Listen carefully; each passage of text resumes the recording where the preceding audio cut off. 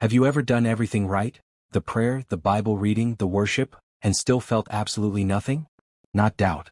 Not rebellion. Just silence. A hollow, unsettling silence that makes you wonder if anyone is actually listening. That's not a sign something is wrong with your faith.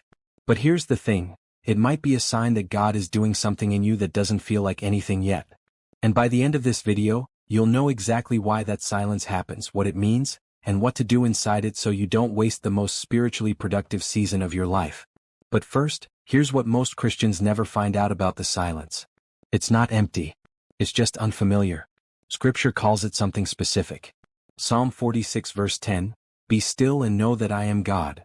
The word translated "be still" in Hebrew is rapha. It literally means to let go, to sink, to release your grip. It means stop trying to generate what only God can produce. You've been gripping, and God is asking you to release.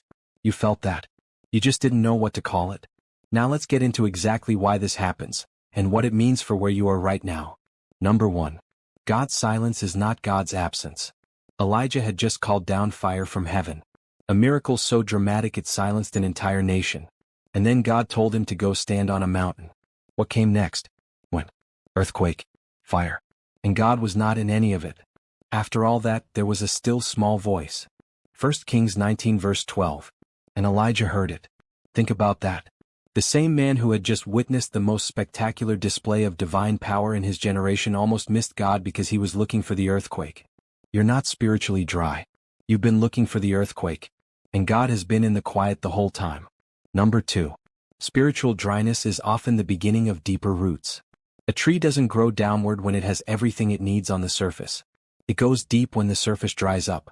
Jeremiah 17 verse 8 says the person who trusts in God is like a tree planted by the river. It does not fear when heat comes, its leaves are always green. Notice it still feels heat. The drought still comes. The difference isn't that it never dries, it's that its roots reach somewhere the heat can't touch. The dryness you're feeling right now is not evidence that God has withdrawn. It might be evidence that He is pulling you deeper than surface-level Christianity can take you. Number 3. You can be doing the right things for the wrong engine. There's a version of prayer that is really just trying to manage God. There's a version of Bible reading that is really just information collection. There's a version of worship that is really just emotional maintenance. And none of those are wrong in themselves, but they all have one thing in common. They position you as the one generating the spiritual experience. Romans 8 verse 26 says the Spirit helps us in our weakness.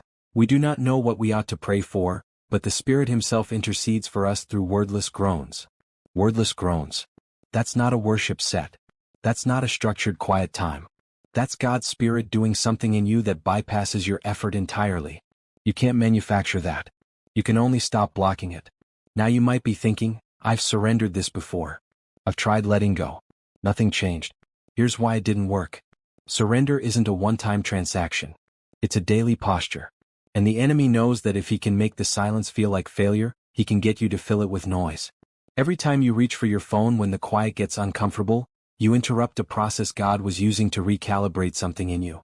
If this is landing for you, if you've been sitting in that silence wondering whether you've somehow lost your connection, pause right now and type, "Still here, Lord," in the comments. You are not alone in this. And that phrase alone is a prayer worth saying out loud today. Number 4. The silence is sometimes God protecting you from a version of yourself that isn't ready yet. Joseph spent years in a pit and a prison before he ever walked into the palace. Genesis 50 verse 20, "You intended to harm me, but God intended it for good." That word intended, God was designing something even inside the darkest seasons. The silence isn't punishment. It's preparation. It only feels like abandonment because preparation doesn't have a notification sound. Number 5. There is a spiritual consequence to filling the silence before God fills it. If you rush past this season, if you conclude that God isn't speaking and start manufacturing your own direction, you risk building momentum in the wrong direction. King Saul did this. He was told to wait for Samuel. The pressure was mounting. The people were scattering. So he offered the sacrifice himself. 1 Samuel 13 verse 13, Samuel told him, "You have done a foolish thing. Your kingdom will not endure." But here's the good news. You haven't disqualified yourself by sitting in this with questions. The fact that you're still here, still seeking, still asking, that is evidence of something alive in you that silence hasn't been able to kill. God does not despise the person who waits. Here's how to live well inside the silence right now. Step 1. Stop measuring your spiritual health by how you feel during prayer. Start measuring it by whether you showed up.